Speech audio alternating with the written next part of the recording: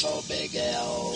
He Sounds Much Taller, Memoirs of a Radio Pirate, Part 1. Written and read by Dave Cash.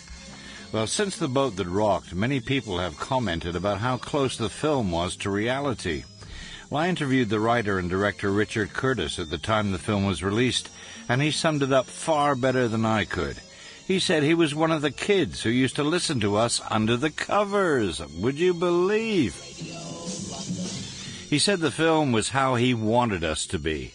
And he also said that he was a comedy writer, and he felt sure that Tarantino would do a better job of the real story. Well, I don't think it was quite Pulp Fiction, but it had its moments. And here are a few of them.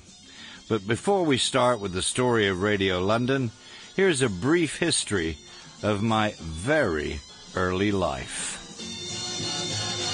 Wonderful Big L. Wonderful. Chapter 1.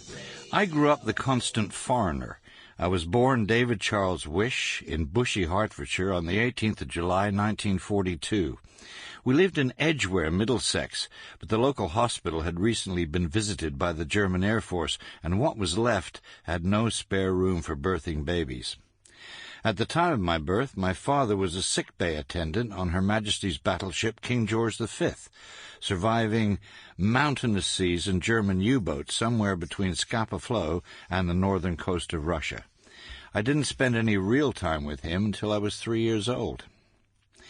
In 1947, the three of us emigrated to Canada, my mother retaining her English accent at all costs, and my father endlessly enthusing about life in the New World. Now, hindsight being such an exact science, I now know the trip to Canada at the tender age of 5 forged my entire life.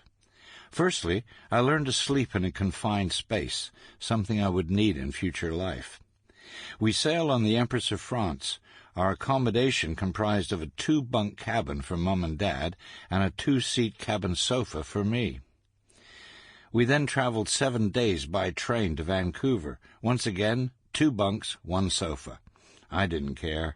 The train trip across Canada prairies and the Rocky Mountains filled this 5-year-old's mind with awesome pictures I will always remember. In our first home at 5696 Aberdeen Street, Vancouver, my room was only 5 foot wide, so Dad built me a bunk so I could have storage space underneath. Then he built shelves on top. An old school chum of mine, Rick Lane, said sleeping in my bed must be coffin practice, and he was right.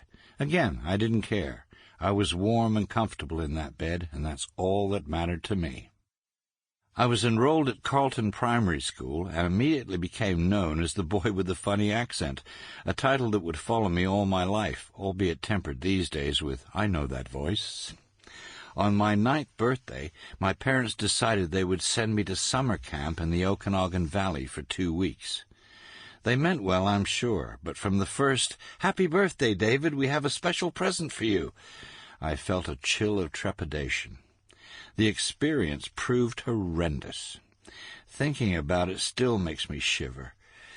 If I say monster mosquitoes, cold showers, ice-cold rivers, and a gang of 5 who picked on all of us in turn, extorting half of any luxury we had, I think you'll get the picture. On the 6th day, I escaped the compound, ran into the woods, and up a small hill. From the hilltop, I could see the camp below. It reminded me of pictures my father had taken of Second World War concentration camps, albeit without the barbed wire. And instead of Nazi uniforms, the camp monitors wore red T-shirts with "Ask Me" printed on the front and "Follow Me" on the back.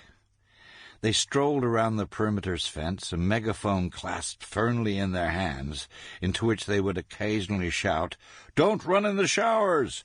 Stand clear of the swing area!" I didn't want to run away. I just wanted to escape for a while. I strolled over the crest of the hill and... Sample complete. Ready to continue?